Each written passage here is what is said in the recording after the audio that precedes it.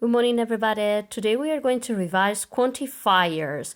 Quantifiers are some words that are used to express a quantity of something or an amount of something. These are the most important quantifiers we are going to revise. The first quantifier we are going to revise is enough. Enough is followed by a singular uncountable noun or by a plural countable noun. It's translated into Spanish as suficiente, suficientes. It expresses a sufficient quantity of something and is used in positive sentences, negative sentences, and also in questions. We are going to see some examples here. An example of enough used in a positive or affirmative sentence is this. There is enough Coke for everybody here. In this example, enough is followed by a singular uncountable noun. In the second, there are enough spoons for all the family members. Enough is followed by a plural countable noun. Here we can see two examples of enough used in negative sentences. There isn't enough coffee for 30 people. In this case, enough is followed by a singular uncountable noun, enough coffee, and in the second, there aren't enough pencils if everybody wants to write. Enough is followed by a plural countable noun.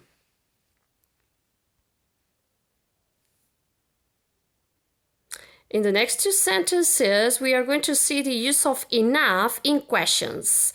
Enough can be followed by a singular uncountable noun or by a plural countable noun. We are going to see the examples of them in these two questions. Is there enough Coke for everybody here? And are there enough pencils if everybody wants to write?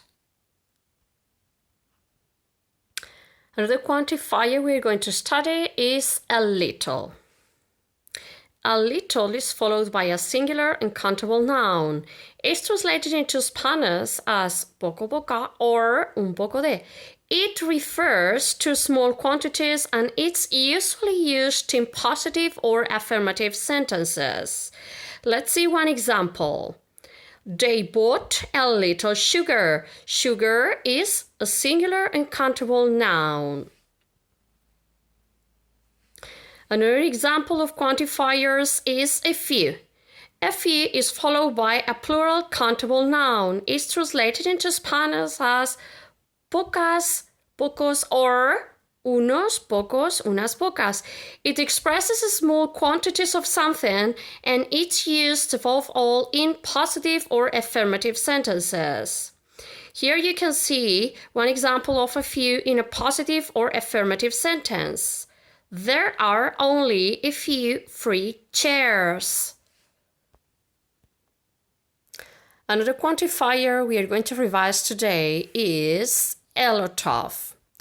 A lot of is followed by a singular uncountable noun or by a plural countable noun. It's translated into Spanish as mucho, mucha, muchos, muchas. It expresses large quantities of something and it's usually used in positive or affirmative sentences, negative sentences, and questions.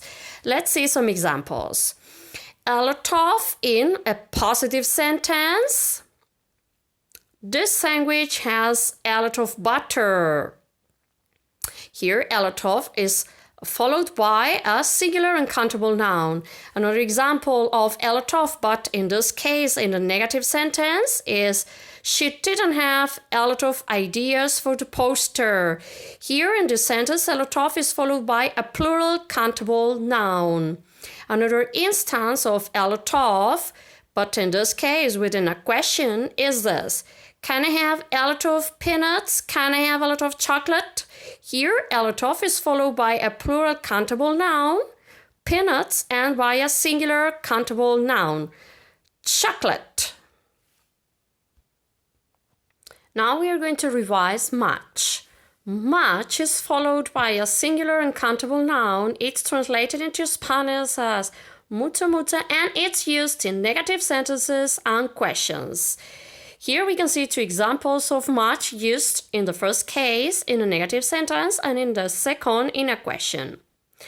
I don't have much time to skate. As you can see here, much is followed by a singular uncountable noun. And does this food contain much fat? Here, much is used in a question, also followed by a singular uncountable noun.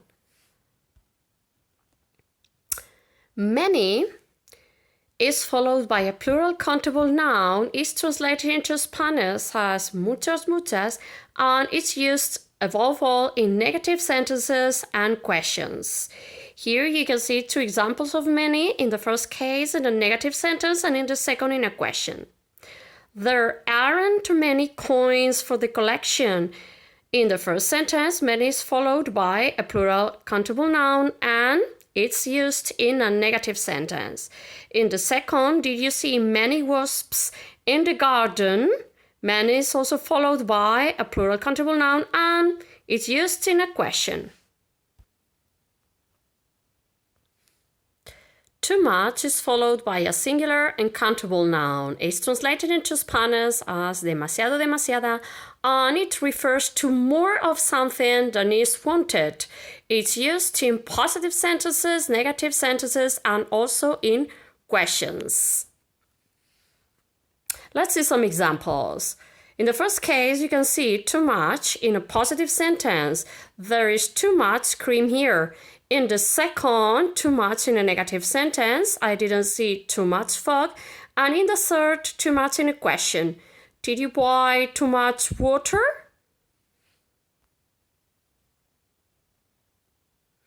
Another quantifier we are going to revise today is too many. Too many is followed by a plural countable noun. It's translated into Spanish as demasiados, demasiadas. It refers to more of something than is wanted, and it's used in positive sentences, negative sentences, and in questions.